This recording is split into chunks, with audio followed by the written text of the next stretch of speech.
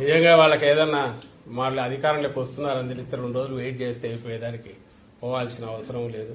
ఏదో ఒక హడావుడి చేయాలి అనేది ఒకటి వాళ్ళకి కనపడుతుంది. ఆ హడావుడి చేయడంలో పోగానే ఇలాంటివి రాస్తున్నారు, ఇలాంటివి అలాగే లేఖలు పోయిస్తున్నారు.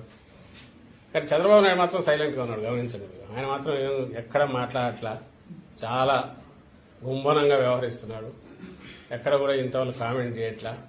బహుశా తనకు పిక్చర్ తెలుసు కాబట్టి రేపు ఏం జరగబోతుంది అనేది దానికి మెంటల్ గా ప్రిపేర్ అయినట్టు. ఓకే, ఆయన అసలు ఉన్నట్లేడు, దేశంలో ఉన్నట్లేడు నాకు తెలిసి.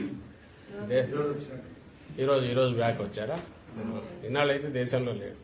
స్టేట్ లో 21 ఎంపీ సీట్లు కొట్టేయబోతున్నామని చెప్పని అరుణ్ సింగ్ బీజేపీ లీడర్ కూడా నిన్న చంద్రబాబు ఏ కాన్ఫిడెంట్ తో వాళ్ళ విధంగా మాట్లాడుతున్నారు. అంతే కదా, 2 నుంచి మాకు 4 ఇస్తే 21 వాళ్ళకే కదా.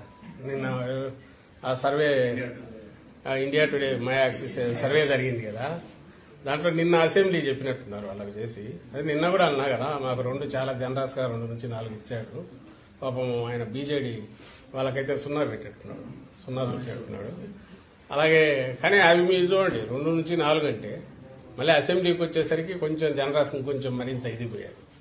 కానీ అసెంబ్లీ లెక్కలే మీరు చూస్తే మై యాక్సిస్ అనే దాంట్లో మరి జనసేనకు ఎవరో నాకు మార్నింగ్ గుర్తు చేశారు, 7% ఓట్ షేర్ ఇచ్చాడు. జనసేన పోటీ చేసింది 21 సీట్లలో.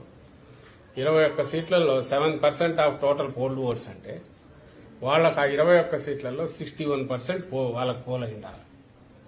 అంటే 21 సీట్లలో 61% పోల్ అయితే అది టోటల్ ఓట్స్ లో 7% అవుతుంది. అది ఏమన్నా అది లెక్కేనా? అంటే వారికి ఏ లెక్కలు వేసుకుని కలపాలను చూస్తే ఎట్లా చేసినా కుదరట్లేదు అనుకుంటా. ఆ 400 400 20 అని ఎందుకని తెలియదు కానీ 400 దగ్గర అయినారు.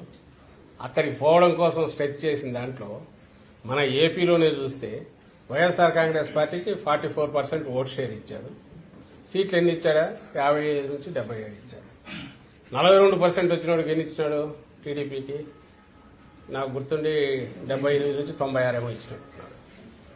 సో జనసేనకైతే ఈ సీట్లో వాళ్ళకి 61% వస్తాయి, 7% టోటల్ వస్తాయి. అంటే ఏమైనా లెక్కలు కుదిరేవైనా కుదురుతుందా? దానికి ఏమన్నా ఒకందుకు థ్యాంక్స్ చెప్పాల్సింది ఏంటంటే వాళ్ళ ఆ ఫిగర్స్ ఇచ్చిన చూసి జనం నవ్వుకునేట్టున్నాయి కాబట్టి పెద్ద దానిల మీద అంత మాట్లాడాల్సిన